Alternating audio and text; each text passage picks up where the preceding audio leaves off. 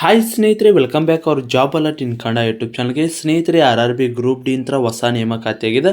ಈ ಹುದ್ದೆಗಳಿಗೆ ಸಂಬಂಧಿಸಿದಂತೆ ಸಂಪೂರ್ಣವಾದ ಮಾಹಿತಿಯನ್ನು ವಿಡಿಯೋದಲ್ಲಿ ತಿಳಿಸ್ಕೊಡ್ತೀನಿ. ವಿಡಿಯೋನ ಸ್ಕಿಪ್ ಮಾಡದೆ ಕೊನೆವರೆಗೂ ನೋಡಿ. ಸ್ನೇಹಿತರೆ, ನೀವೇನಾದರೂ RRB group D, NTPC, ARP ಅದೇ ರೀತಿ ಕರ್ನಾಟಕ ಸರ್ಕಾರ ನಡೆಸುವ ಮತ್ತು ಕೇಂದ್ರ ಸರ್ಕಾರ ನಡೆಸುವ ಎಲ್ಲ ಪರೀಕ್ಷೆಗೆ ಸಂಬಂಧಿಸಿದ ತಯಾರಿ ನಡೆಸಿದ್ರೆ ಪ್ರತಿಯೊಬ್ಬರು ಕೂಡ ನಮ್ಮ ಟೆಲಿಗ್ರಾಮ್ ಮತ್ತು ವಾಟ್ಸಪ್ ಗ್ರೂಪಿಗೆ ಜಾಯ್ನ್ ಆಗಿ.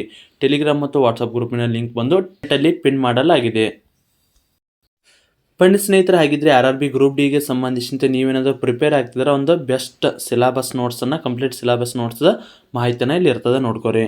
ಸ್ನೇಹಿತರೆ, ನೀವೇನಾದರೂ RRB ಗ್ರೂಪ್ ಡಿಗೆ ಸಂಬಂಧಿಸಿ ಸ್ಟಡಿ ಮಾಡ್ತಾ ಈ ನೋಟ್ಸು ತುಂಬ ಉಪಯುಕ್ತ. ಹೌದು ಸ್ನೇಹಿತರೆ, RRB ಗ್ರೂಪ್ ಡಿಗೆ ಸಂಬಂಧಿಸಿ ಸಿಲೆಬಸ್ ಅಲ್ಲಿರೋ GKಗೆ ಸಂಬಂಧಿಸಿದಂತೆ ಡೀಟೇಲ್ಸ್ ನೋಟ್ಸು ಪ್ಲಸ್ ನಿಮಗೆ ಅತಿ ಹೆಚ್ಚು ಬಾರಿ RRB group D, NTPC, ALP ಅಲ್ಲಿ ಕೇಳಿದ್ರೆ ಮುಖ್ಯವಾದ ಪ್ರಶ್ನೆಗಳು ರಿಪೀಟೆಡ್ ಕ್ವಶನ್ಸ್ ರೀ 1000 ಇರ್ತಾವೆ ರೀ, ವಿತ್ ಆನ್ಸರ್ ಇರೋದು. ಅದೇ ರೀತಿ ಸೈನ್ಸ್ಗೆ ಸಂಬಂಧಿಸಿದಂತೆ ಭೌತಶಾಸ್ತ್ರ, ರಸಾಯನಶಾಸ್ತ್ರ, ಜೀವಶಾಸ್ತ್ರ ಡೀಟೇಲ್ಸ್ ನೋಟ್ಸು ಪ್ಲಸ್ ನಿಮಗೆ ಇಂಪಾರ್ಟೆಂಟ್ 1000 ಪ್ರಶ್ನೆಗಳು ವಿತ್ ಆನ್ಸರ್ ಇರ್ತಾವೆ ರೀ.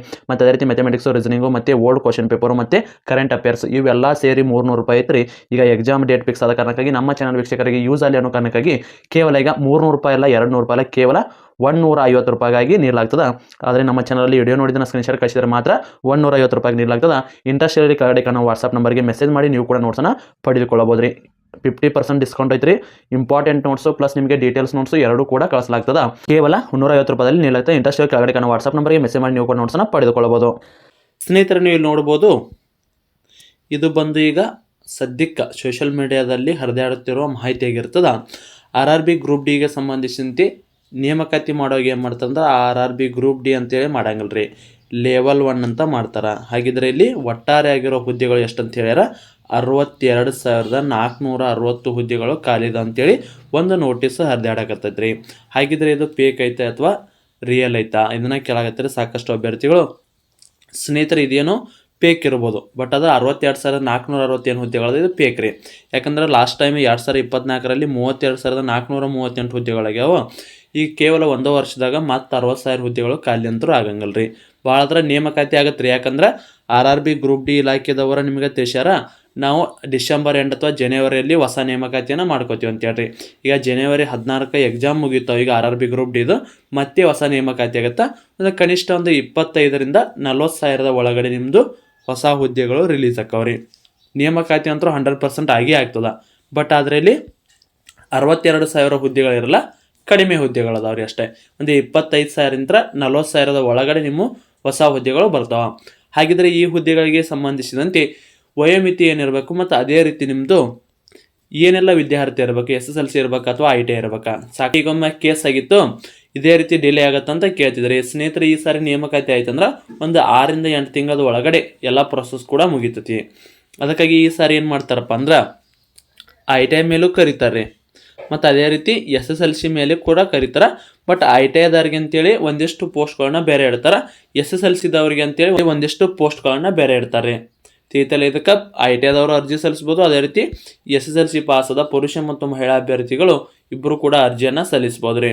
ಯಾಕಂದರೆ ಈಗ ಸದ್ಯಕ್ಕೆ ಈಗ ಲಾಸ್ಟ್ ಟೈಮ್ ಅಂತರೂ ಕೇಸಾಗಿ ಸ್ವಲ್ಪ ಲೇಟ್ ಆಯ್ತು ಎಕ್ಸಾಮ್. ಬಟ್ ಈ ಸಾರಿ ಏನು ನೇಮಕಾತಿ ಆಗುತ್ತಲ್ಲ ಅದ್ರಾಗ ಕ್ಯಾಲೆಂಡರ್ ಬಿಟ್ಬಿಡ್ತಾರೆ. ಈ ಎಕ್ಸಾಮನ್ನು ನಡೆಸ್ತೈತೆ ಕ್ಯಾಲೆಂಡರ್ ಬಿಡ್ತಾರೆ. ಆ ಕ್ಯಾಲೆಂಡರ್ ಪ್ರಕಾರ ಅವರು ಮಾಡ್ತಾ ಹೋಗ್ತಾರೆ.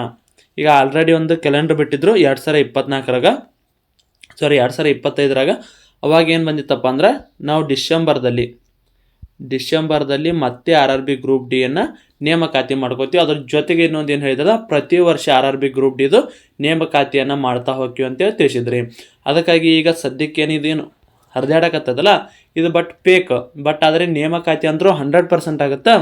ಇನ್ನೊಂದು 15ರಿಂದ 20 ದಿನ ಅಥವಾ 1 ತಿಂಗಳದ ಒಳಗಡೆ ನಿಮ್ಮದು ಹೊಸ ನೇಮಕಾತಿ ಆಗತ್ತೆ ರೀ. ಒಂದು ವೇಳೆ ಏನಾದರೂ ಈ ತಿಂಗಳದಾಗ ಆಲಿಲ್ಲಪ್ಪ ಅಂದ್ರೆ ಜನವರಿ 16 ನಂತರ ಆದರೂ ನಿಮ್ಮದು ಹೊಸ ನೇಮಕಾತಿ ಆಗ್ತದೆ ರೀ. ಏನಿದೆ RRB ಗ್ರೂಪ್ ಡಿಗೆ ಸಂಬಂಧಿಸಿದಂತೆ ಹೊಸ ನೇಮಕಾತಿ. ಒಂದಿಷ್ಟು ಕನಿಷ್ಠ ಹುದ್ದೆಗಳು ಎಷ್ಟಪ್ಪ ಅಂದ್ರೆ ಒಂದು ನೀವು 32 ಅಥವಾ 35,000 ಆದರೂ ಹಿಡ್ಕೊಂಡು ಸ್ಟಡಿಯನ್ನು ಮಾಡಿರಿ.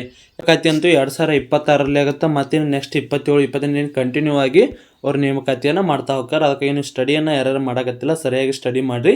ಇದು ಸದ್ಯಕ್ಕೆ ಇದು ಫೇಕ್ ಇರ್ಬೋದು, ಬಟ್ ಆದರೆ ಜನವರಿ 15 ನಂತರ ಅದ್ರ ಒಳಗಡೆ ಆದರೂ ಕೂಡ RRB ಗ್ರೂಪ್ ಡಿ ಹೊಸ ನೇಮಕಾತಿ ಆಗ್ತದೆ.